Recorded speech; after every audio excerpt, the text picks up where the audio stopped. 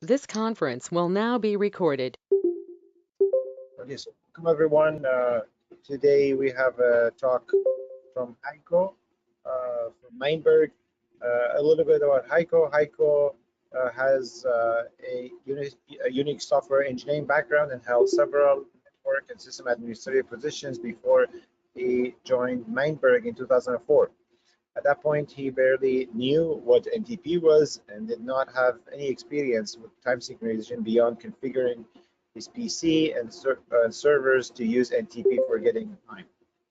In his initial role as a software engineer, he worked on a number of different products and protocols, including early versions of PTP clock, and took on the responsibility for the basic OS and network layers of Meinberg's LAN time network appliances.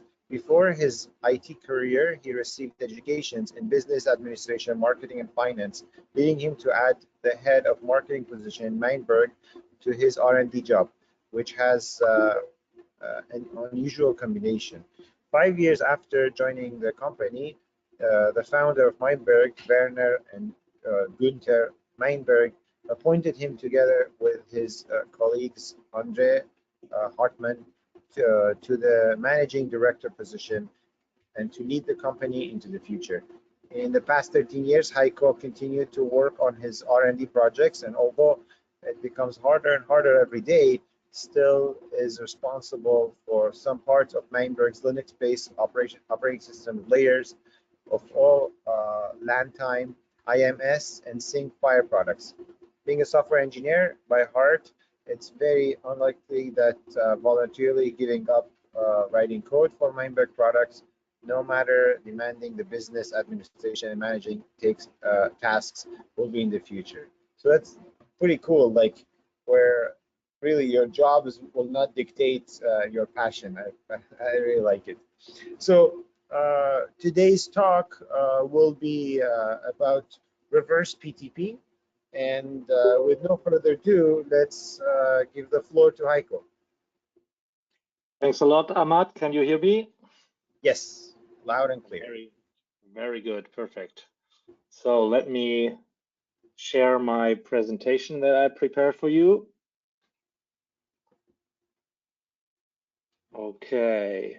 I hope everyone can see this. Yes. Okay, let's go. Okay, very good. Thanks a lot. Thanks a lot, everyone, for joining.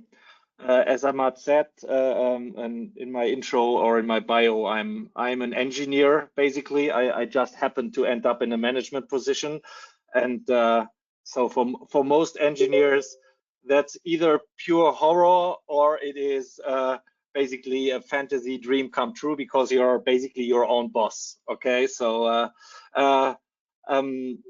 so I have a lot of technical background, which is very unusual for this position. So I hope I will not tell you anything that's completely blatantly wrong in the next couple of minutes. I'm going to talk about monitoring and measuring time synchronization infrastructures. That basically means measuring and monitoring time sync signals or protocols or devices. And I will start trying to switch to the first slide. Here it is.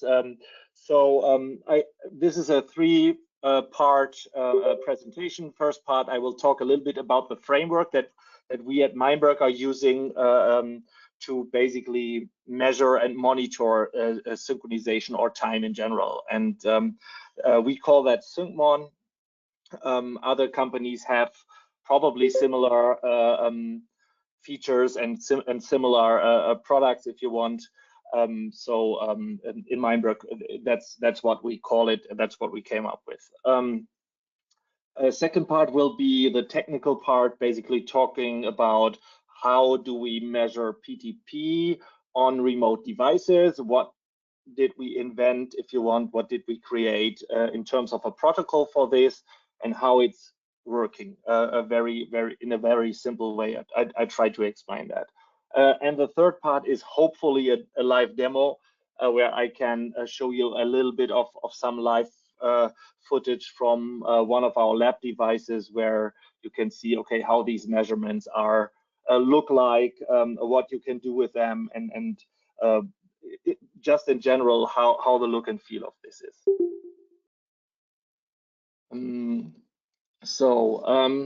Starting with time signals, how do we measure them? In general, SyncMon, our framework, can measure any time signal that you can feed into one of our products. It's not limited to PTP or NTP clients. It is also capable of, for example, measuring PPS, so pulses or IRIC time codes, whatever type of, let's say, reference signal you can basically feed into one of our products. You can you can measure that using SyncMon. You can collect the data. It's stored on a flash drive, and you can basically visualize it at any point in time. The basic concept of SyncMon is that it's running on on a standard Meinberg appliance. So it's not a special device. It's no special hardware. It is basically available on all our, let's say, higher end clocks that we have, on all our higher end appliances. Those appliances can have one or two clock cards, which basically are the hardware incarnation, if you want, of the of our clock internally. You can feed, as I said, a number of different signals to this system. You can prioritize which one should be used to discipline the oscillator, to discipline the clock, and you can also then generate a lot of different signals and protocols out of this and send it out to other devices. The one that probably we all are most interested in at this point is PTP. So you can feed, for example, that's a classic case, a GNSS signal to the system that is used to synchronize the hardware clock of the device. And then you have a PTP line card, or 2 or 3 or 4 PTP line cards, which are then giving out PTP. So that's a basic system, and that's its main purpose. However, with SyncMon, we use the disciplined hardware clocks as our measurement reference as well. That means that you can basically synchronize this device with GNSS, as I said, and measure any signal that you feed to the device against GNSS. You could also feed PTP to it and synchronize it with PTP, and then measure 1 or 2 or 10 PPS signals against that. So it's a quite flexible thing, and in general, it's designed to not only measure PTP.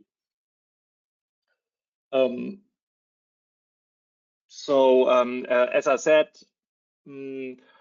the hardware clock in this system is our basic measurement reference. That's the baseline, and a lot of, let's say, our users are typically not using the monitoring or measurement appliance as their hardware clock. You can set it up as a completely independent device that sits anywhere in your network.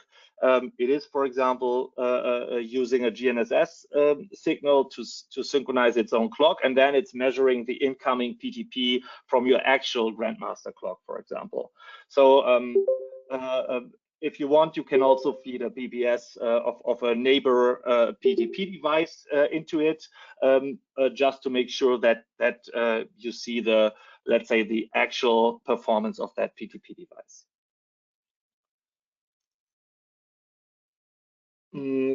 One of the more interesting features of this framework is that you can combine multiple measurements in one diagram. That means you can select a PPS and for example, the PTP performance of a device, and if you want, the temperature sensor, and put all of them into one graph. And you can then, for example, spot correlations or relationships between those three data sets. So when the temperature changes, you see a change in the pulse per second, for example, and hopefully you don't see a change in the PTP signal. There's a ton of potential use cases for that. You could also have 3 different PTP devices in your network, and you measure the offset of all 3 of them using reverse PTP, the protocol I'm going to explain in a minute, and you can basically compare how these 3 PTP clients in different parts of your network react or basically perform in terms of synchronization at the same time. If you see a spike on one device and you don't see it on the other 2 devices, you can probably assume that is either a problem on this device, or if the network path is a different one compared to the other 2, then it's probably also a possibility that this has been caused by the network in between this first device and the monitoring system. So that's probably just a very quick intro into the SyncMon framework. As I said, it's available on all our devices, and can be used by customers. A lot of our users are not even touching it.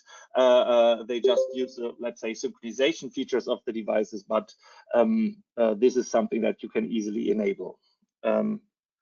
So going to reverse PTP.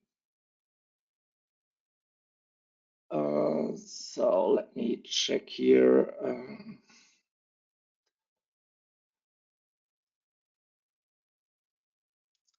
Oops, did I lose my?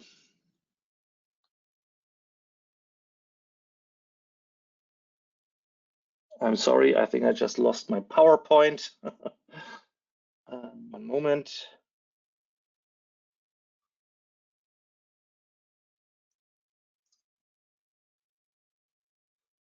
Where is GoToMeeting? Ah, here it is. Okay. Okay, here I am. Sorry for that.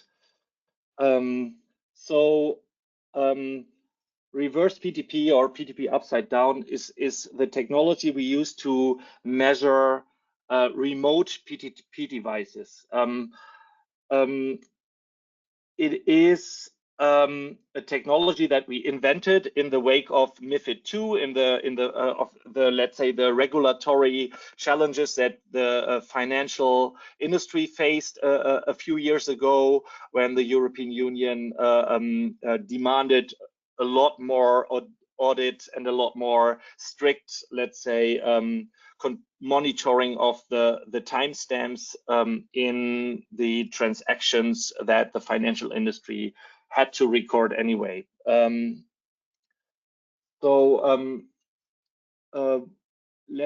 me walk you through how this is working. It's actually pretty simple. The basic protocol concept looks like this. A device that supports this let's say approach is listening on a unicast socket for incoming PTP messages that is completely independent from its actual PTP protocol that it is running, for example, to synchronize to a grandmaster.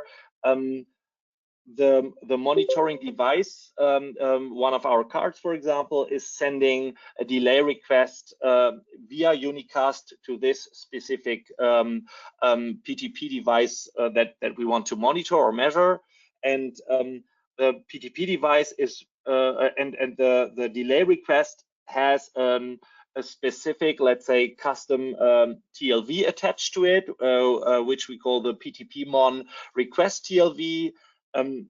That device is then responding with a delay response, adding its PTP-mon response TLV with some additional status information, and it will also send a sync message. This exchange, delay request, delay response, and sync, is going to provide all the 4 timestamps that our measurement system needs in order to calculate offset and path delay. And as you can see, this is where the name reverse PTP comes from.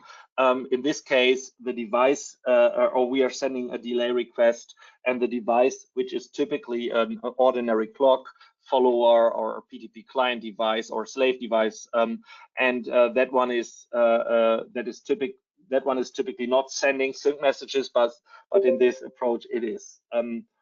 Our idea was to use the standard PTP message formats instead of inventing a new one, because that allows devices which support timestamping using hardware timestamps also on unicast PTP messages to use a hardware timestamping engine they have also for the measurements, which obviously dramatically increases the accuracy of the measurements.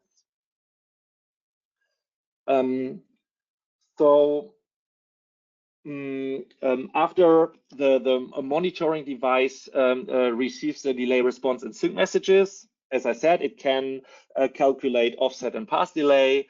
One thing that is important to know is that it is a round trip measurement.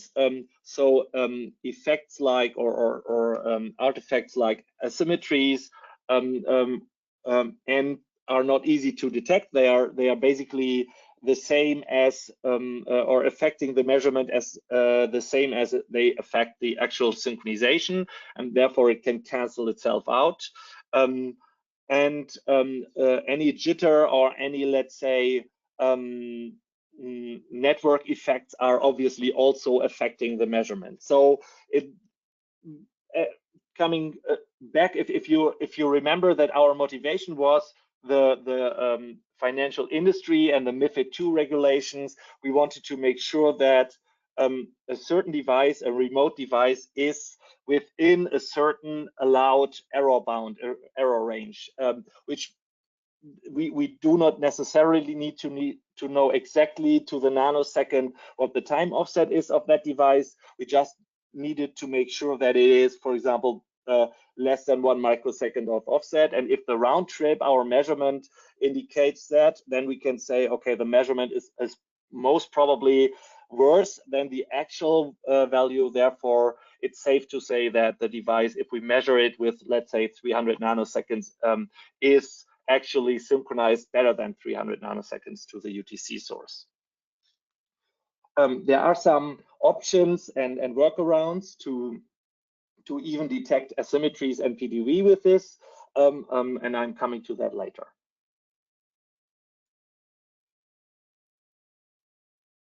So another feature is monitoring the PTP state of a device. As I said earlier, we are attaching a specific PTP-Mon request TLV to our delay request, and the device is responding with a PTP-Mon response TLV. That TLV carries a number of state information, and therefore we can, with SyncMon, not only measure the devices, we can also monitor their state. One interesting thing to see with SyncMon, for example, is that you can run a measurement, and you get, together with the measurement, you also get the information what offset, what reported offset does the PTP device have. So it's telling you, this is what I believe is my offset from Grandmaster, and at the same time you're doing a measurement, and you can then use basically compare those two values and find out, okay, how far away from the truth is this device.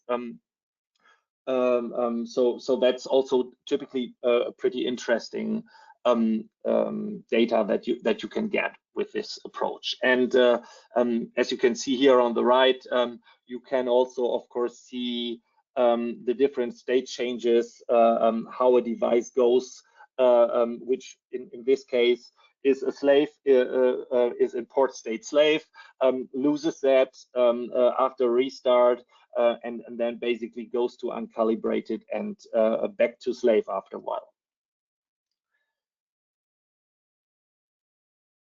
So some, let's say, conceptual benefits of this approach. First of all, we are using unicast communication. One big reason for this is that a monitoring node can directly access PTP devices which are behind boundary clocks. Typically, a boundary clock terminates your PTP messages, especially when we talk about multicast. And they, at the least, they do not forward those messages on another port. With this approach, using unicast, we can basically measure the boundary clock if it supports this protocol, and we can also measure the PTP client device that is behind the boundary clock. Since the monitoring appliance can be either combined into the grandmaster clock or a completely independent device that you can place and locate and install somewhere else on the network, it basically provides truly independent measurements. It has its own reference, own time reference, can be a GNSS receiver, can be something else, as I said, and it sometimes uses a completely different network path to a specific PTP device than the one that is actually used for synchronization. If that is the case, there's also a chance to spot asymmetries, for example. You cannot measure the asymmetry, obviously, but if you see on your monitoring device that your PTP device has a static offset in the measurements, then one very good reason for that, or very likely reason for that, is that the synchronization network path is affected by asymmetry.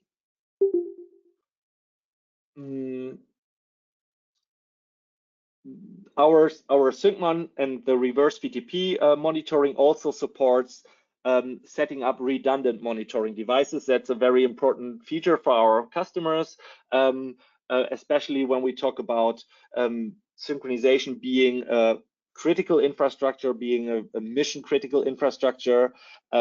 You want to monitor that critical part of your system, then the monitoring should be redundant and fail safe as well. That's why this concept also supports setting up two different monitoring nodes, and each of them is working completely independent to measure the PTP devices that you configure it to measure. The TLVs I mentioned briefly have been defined by us. They use an organization extension TLV and our Meinberg basically OUI, which is EC4670, and then we have TLV types, obviously. Organization subtypes, which we use to distinguish between the PTP MON and the MTI TLVs. MTI TLV is basically a concept where a slave device or a client device collects all the or looks at all the offsets. It calculates all the offsets from Grandmaster, and since the measurements, the requests coming in from the monitoring are coming in, for example, every minute or every 30 seconds, this MTI TLV allows the PTP device to report if the maximum and minimum values over that period, over that polling period of the monitoring device, so that if there's a spike in between two polling or in between two measurements, that the monitoring device will basically receive that information, and you're not missing that part. So that's an MTI TLV, which is optional, which is not required. Some devices support it, and some customers want to use them to make sure that at any point in time, even in between measurements, there was no, let's say, anomaly in the time sync. In addition to the reverse PTP protocol, which requires dedicated support in a PTP device, we have a number of other possibilities to monitor PTP devices. If you want to use reverse PTP, the PTP protocol stack or the device that you want to monitor has to support it. Obviously, all Meinberg devices support it, and we also have a few third-party devices which support it. More about this later. If a device does not support it, we have two different alternatives. One is using standard PTP management messages, which are standardized in 1588. This is obviously then not a measurement at this point. It is just retrieving the reported state, the self-reported state from the device. And the other alternative is using a dedicated line card on your monitoring device, which acts as a PTP probe. It basically acts like a PTP client device, and you can connect it to any point in your network. It will synchronize to the grandmaster clock that is available at this location, and then you can collect statistics from this card. In this case, you obviously can only monitor the network segment to which this card has been connected, but this is working with basically every PTP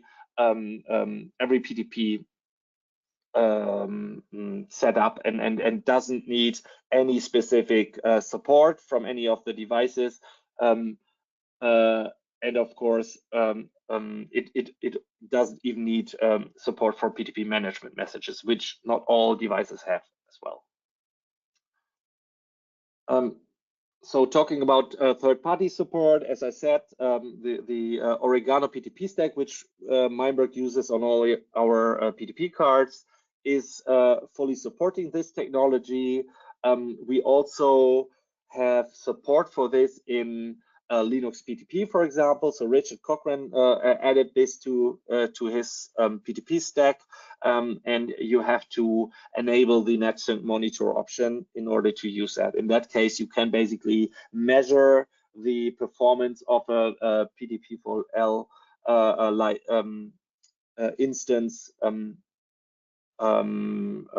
using our SyncMon features. Okay, so that's an overview of the reverse PTP technology. Now, just briefly opening a session with my lab system to give you a very short and brief overview about basically how does that look like in reality. Ahmad, I urge you to cut me off at any time or raise a hand when I'm exceeding my time. So just let me know when it's time to stop. You're good. Okay, very good. So that's a reminder to myself. Let me see. I have to switch my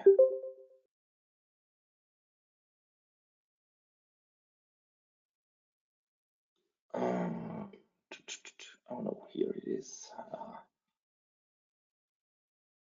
Let me see if this one is the right one. Yes, that's the right one. Very good. So logging into the system.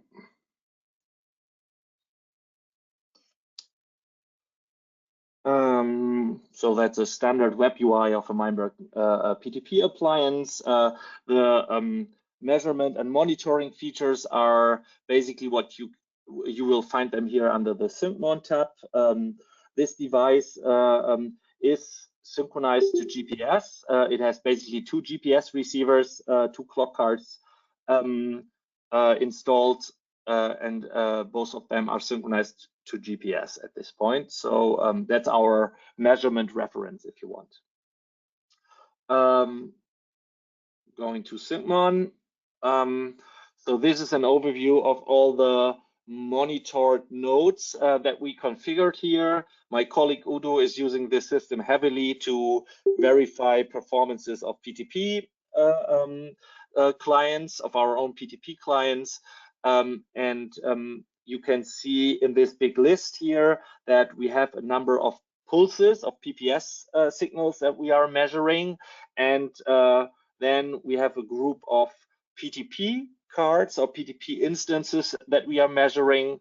The PTP TLV flag here basically indicates that this is using the reverse PTP technology that I mentioned.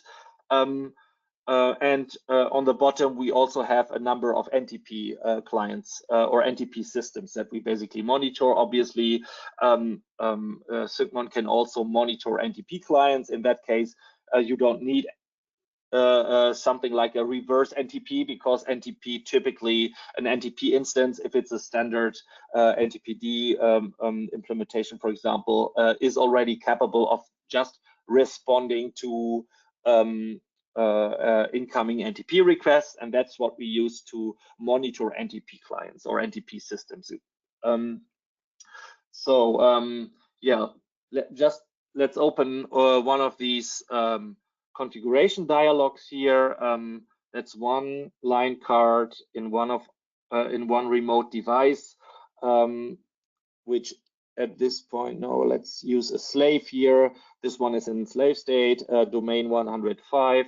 And if we open the configuration dialog, you can see that I can configure a PTP domain, the IP address of the device I want to monitor. I can give it an alias just to make it easier for me to remember what kind of device is that. I can even give it a location tag, so I can know that this is in rack 14 in room 7 of building C, for example. I can group devices into different groups if I want to create graphs, group graphs, for example, and I can also specify things like the request interval and the logging interval. How often do I want to send such a measurement to the device? In this case, every 4 seconds, our monitoring card will basically send one of these reverse PTP delay requests to the device. And we also log every single of these requests. You can change that if you say, okay, I want to measure it often, but I don't want to log every single measurement, so I will just log it let's say every 3 measurements or every 4 measurements I'm logging it, and then it will basically write down an average over those 4 measurements. For some devices, you need a fixed correction, a static correction value. So you can, for each of the monitored devices, you can enter a correction value that's typically used when you are measuring, for example, PPS signals, and you have different cable lengths. You can use that correction value to basically correct each measurement by that amount to compensate for cable delays or something like that. That's something you can do here. You can disable monitoring, which we certainly don't want. We don't want to upset my colleague here. And you can also log all these measurements on a remote server, and that is also something you can disable here. And besides the collecting of the measurement data and visualizing it, this framework also allows you to send out alarms in case there is, for example, the measured offset exceeds a certain limit. So this is something you can do in this event configuration dialog here. You can say, okay, if it exceeds my offset limit, in this case it's 1 millisecond, which is a lot for a PTP device. If that is exceeded, for example, 3 times in a row, then it will send an alarm. We leave it at 1, then every time it exceeds this 1 millisecond, it will send an alarm. Hopefully never. It will also report if the device becomes unreachable. Here again, you can basically define how often that should happen, how often should a measurement request fail and remain unresponded to before we actually raise an alarm. For the graph, you can add a different correction offset, sometimes helpful. We all know it when we try to prepare a visualization of some measurements. You want to show 3 different graphs, and they all are overlaying each other because they're all very close. And with this configuration, you can basically shift the graph a little bit up or down in order to make sure you see all of them, or for example. Number of other possibilities here. So let's just go back to the overview. I can here basically open the graph. As it is with live shows and demos, this afternoon, shortly after lunch, I messed up and created a glitch in the measurements. That's why when I go to auto scale here, you don't see anything anymore because that glitch is super big. What does it say? It became unavailable, and then it was 23 milliseconds of a jump, of a measurement jump, basically. So let me just change the scale to 1 microsecond. If I do that, you can see now that there are actually some movements here. The different colors are explained below. So what we have here is the measured offset. That's the actual offset that we can basically measure using the reverse PTP technology on that device. And this is a reported offset, basically the offset from Grandmaster that the slave device, in this case, the client, has in its current data set, for example. You can obviously, just like you can with all other visualization tools, zoom in. You can change the scale and so on. The other 2 things you see here, one is the internal reference. As I explained earlier, all measurements are basically using the internal synchronized clock of the appliance as their reference, and here you can basically see the offset of that internal reference to its source. So when we talk about a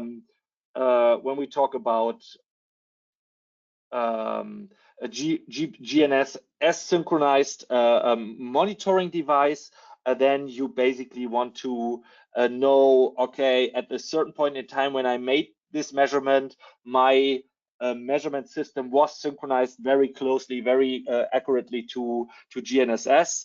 If there would be a glitch in that synchronization domain, then that would obviously fall through to the actual measurements you're doing. But you can see here when I hover over those values that we are 1, 2, 3 nanoseconds away from GNSS. Here's a -4 at one point, so this is okay. I can at least use that to interpret my measurement results. This is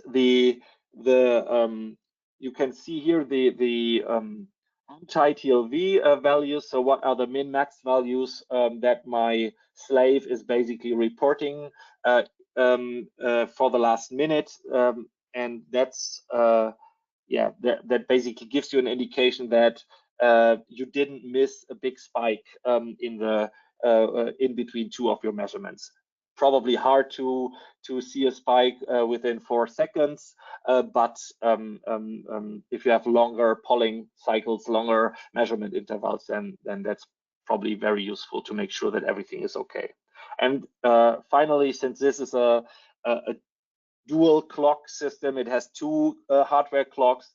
you will also see the internal offset between your first GPS receiver and your second GPS receiver, just to make sure that if there is any, let's say, artifact in that, that you can understand why, for example, your measurements in that specific point in time are not correct, or are how you should basically interpret them.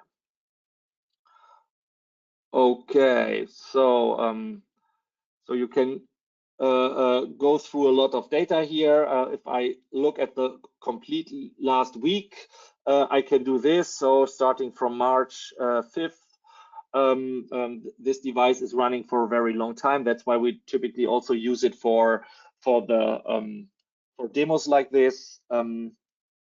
Let's see, when we look at the last month, obviously that's a lot of data, so we have to be patient a little bit. You can see this. Let me see. Okay, so there's not really any data here, only in the last let's say couple of days probably. Okay, so I think that's it. Probably one last thing is we have one polar diagram which we call the sync map. This is basically trying to arrange all the measured nodes in circles around the center. The center is basically the monitoring device, and if I only show PTP nodes here, and I tone down the scaling or turn down the scaling a little bit, you can see these. To me, it looks like suites. I think it should resemble a very simple satellite, but you can see these are all the measured nodes, the measured PTP nodes, and what you can do is what you can do here is basically you can hover over this, and you will see this device is this is the IP address of that device, and its offset, its last measured offset is -103 nanoseconds with a standard deviation of 65 nanoseconds. So that's another nice feature. So you would see an outlier in your group of devices very quickly with this, and then you can, for example, open the menu and say, I want to see the graph for this one in order to see what's wrong with this device. Okay, yeah, you can see here there is some failure that probably happened. That's why it's a little bit away from the others. Okay, yeah, I think that's probably all I wanted to show at this point. Ahmad, I'm not sure, are we taking questions or? We can certainly do that. We can get to questions and have like a Q&A session. So anyone from the audience, you want to have a question? I have two questions. Yeah, first one, did you try to use this with in a factory automation network with 802.1 AS? Did you can use this technology in factory automation with .1 AS?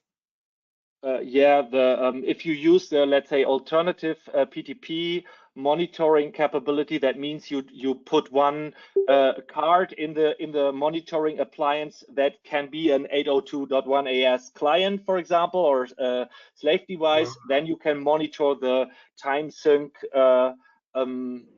basically the time sync status of your network using that tool, also with 802.1 AS. If the 802.1 AS device supports reverse PTP, then you can also measure it, as I said. So a Meinberg device, for example, that is a PTP client device in such a factory automation network, could be a slave or a client device to an 802.1as synchronization infrastructure, and at the same time you could measure it with this technology. In that case, you would use IPv4 or IPv6 to connect to it, but that is basically not affecting the synchronization. So yes, it's also possible with 802.1as and all the other profiles that Meinberg supports. And my last question, I have seen research done by some people in Israel about reverse PTP for software-defined time synchronization. Are you related to this? No. I think it. I mean, our name for it is basically NetSync monitor, but no one knows what that means. It's a generic name. That's why we refer to it as reverse PTP, because that gives typically people at least an idea how this is working, and that's why we use that term. We are not related to that company at all. Thank you very much. You're welcome. Anyone else? More questions? So I have a question.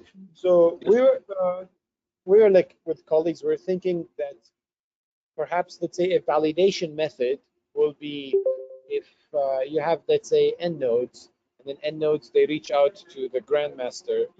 Just like, let's say, if you have multiple grandmasters, we call them open time servers, and you're getting served, let's say, by one of them, and then you try to reach to the one that's the furthest, let's say, from you, to just verify the things. We're calling this reverse PTP, you know. So okay, it is similar to this. Like, it's pretty much similar to what, like you were saying, like was mandated by the European Union to see, like, for the finance. It is similar to it, I guess. It's like the same concept. Is that right? Like, did you see? It's like that's kind of similar, right? Heiko, what do you think? Yeah, basically you use PTP message formats to measure this. We typically don't require someone to use the furthest grandmaster, and as I said earlier, the monitoring device here could be completely independent from the grandmaster, specifically because you want to see if you can basically monitor the grandmaster clocks and the slave devices with at the same time with this device. So you would see if one of the GMs is basically drifting apart, and this also works with since it's unicast and it doesn't basically, it's independent from the PTP port state. You can also measure a passive PTP grandmaster, for example. So if you have a PTP profile or a mode, multicast mode, BMCA mode, where you have one grandmaster being active all the time and the others stay silent and remain in passive mode. With this technology, you could also measure all the passive ones to make sure that not one of them is drifting away or having some, let's say, issues with its own reference, and then the active and basically working grandmaster fails for some reason, and all the clients switch to this already let's say degraded grandmaster. So not quite sure if this is the same concept that you have, but obviously we all use PTP in the opposite direction, and that's why we probably all call it reverse PTP. Yeah. Another thing that I've been like thinking about lately is, like, let's say the assumption is that all the transparent clocks are working. Let's say in a network that's purely transparent clocks. That's like what we were thinking. Like, let's say in hyperscale with unicast and so on. So Sure. How would you detect a rogue transparent clock? So that perhaps goes with the same thing. Like, you try to crisscross and you see where the common denominator is that is causing, let's say, a problem. Yeah. Do you have anything similar to this, like where, like, transparent clocks, or I mean boundary clocks, the same way, like where you can pinpoint, let's say, in a bigger scale, like where something is rogue? Yeah, I mean, if you have what one of our users is doing is they connect PTP probes to every transparent clock on the way. So and then you can basically measure every one of these probes, and you would see in the measurement results that all the probes that are basically before that failed transparent clock, they all give you good results. And the one that is connected to the rogue transparent clock is basically giving you, yeah, completely bogus results, for example. Or it sometimes also happens that only the device, the probe after this transparent clock is basically starting to see problems, because the probe that is connected to the actually bogus transparent clock is probably still getting good enough time. But it's possible to detect that, because this concept allows you to basically put a measurement head, if you want, a measurement point anywhere in your network. And if you put enough of these measurement points in your network, you can, as you say, probably crisscross or find out, okay, in which area is this anomaly happening. Let me have a deeper look into this into this area and try to find out what the problem is. And anyone else? Do you have any question before I have another question too? No one. So I go for a third question. With this perform, let's say if you don't have PTP compliance. And sorry, I didn't get the first part. How would this perform in a network that you don't have PTP compliance? Let's say, like somewhere that you make similar, or like how would this perform on NTP? Yeah, I mean, you can see it below here. I have NTP clients which we are monitoring, and you see that we are more or less in the microsecond range, right? So it's obviously, if you don't have PTP support in your network infrastructure, this will also affect the measurements. The measurements cannot be really any better than what you achieve with a regular PTP, but that's probably let's say it's a pretty honest view on the network. If you don't really have PTP support, you will see obviously higher offsets, more jitter, more PDV, but you can still use this system to set some, let's say, error bounds and say, I want this to notify me if this one PTP device back there in the corner is not going to present me measurement results which are within what I really want. And so it works equally well in non-PTP supporting infrastructures, but obviously you will see different results in that. Yeah, I think performance degradation is better than completely the system, let's say, halt or fault. Like, and I mean, you can always have like this transition or a hybrid where you have, I mean, this is always the case with new technologies. I don't know if I can call it new when PTP is almost hitting, it is 20 years old now. Right, yeah. It's not really super brand new technology anymore. Any more questions? I just saw a question in the chat regarding the slides, and I assume, Ahmad, that we just will make the slides available on the OCP tab wiki, right? Yeah, everything will be basically on the wiki. Yeah. Yeah. Okay.